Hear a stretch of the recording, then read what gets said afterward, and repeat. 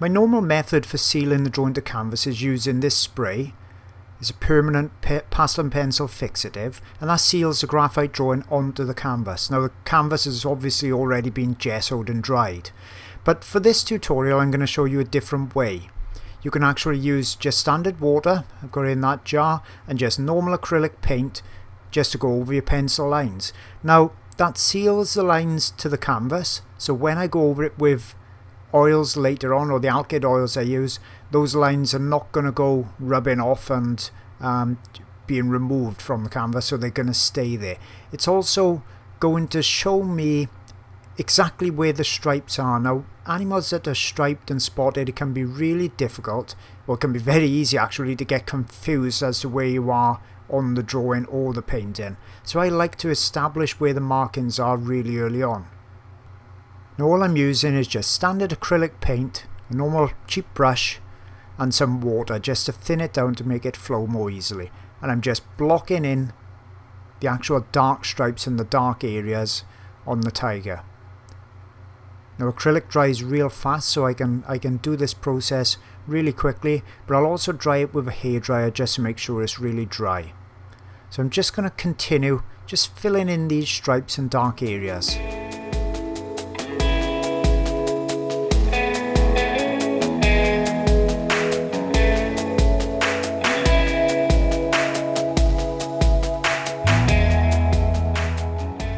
Okay, so with that all nice and dry, I've put some burnt umber in this little plastic palette. I've got a larger brush, just a cheap brush, and I'm going to make up a wash now. So I'm making it pretty much transparent, so I'm putting enough water in there to make this opaque paint transparent. Now lots of times you'll see me tone the canvas first, and what happens sometimes if you've got the drawing on there is that the marks are very hard to see. So if you do it this way around and put the stripes in with a black first and the markings, and then tone over the top, all you've got to make sure of is that the actual glaze or the tone that's going on here now is transparent enough to see those marks through. So I just test a little corner. Looks too opaque and it's too dark. I want a tone, a lightness or a darkness that's really a mid-tone. So I want something that's kind of like the board that I'm using to put the drawing on. So kind of a mid-brown. Now that's going to make it much easier for me to see the lights and the darks of the painting. So if I started painting this on the white canvas, it'd be really difficult to know what the mid-tone should be. And also I wouldn't be able to put any highlights in straight away because they wouldn't show up on the white canvas. So putting this middle tone in, and it's going to be pretty much the colour that I've actually got on my palette. The palettes I use, you may have noticed on some of my other videos, are glass palettes. And what I generally do now, they come with a wood or a MDF backing board, and if I actually use the glass so it is straight onto the backing board, you see that brown through it, and that gives me a very similar mid-tone to this, which makes selecting and mixing colours much easier. So you can see I'm just evening out those brush marks, just some horizontal strokes. It's a nice mid-tone, you can see it, I can really see those stripes through it now.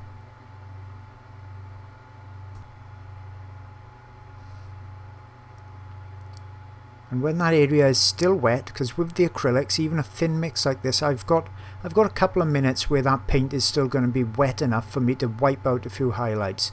Now I consider, did I really want to do that? And possibly there's no real need for me to wipe out these highlights, but it's going to show you more easily where the highlights and the whiter fur areas are on the painting. So if you'd like to do that on your own particular paintings, I think you'll find that it's easier to actually do the painting, especially if you're a beginner. So it's giving you a tonal underpainting then. It's a really quick, easy way to do it.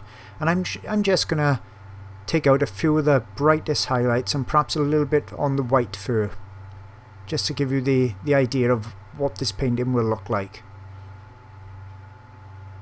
So it's just standard kitchen tissue, just rolled up, and the quicker and the more pressure that I that I dab out with, the more paint I'm going to remove. And if I leave the tissue a little bit mucky, so I'm not using a clean piece all the time, then it's going to give me a less white area as it removes, as you can see there. I'm just going to go over a few of the white areas.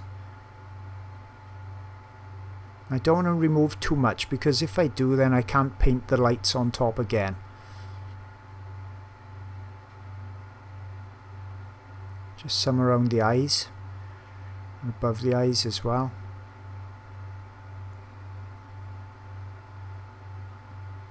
I just continue the exact same process over the cat. So that's the tonal underpainting done as well, with real minimal effort, and I'll just let this dry completely before I start with the oils. Hope you've enjoyed that video, and if so, I got lots more on my YouTube channel, and don't forget, the only way not to miss out on any new videos is to click the subscribe button. On my website, I've got full-length feature videos, I've got reference photo CDs and ebooks, and also the new Easy Trace line art tool. So hope to see you either on my YouTube or my website jasonmorgan.co.uk. See you all again real soon.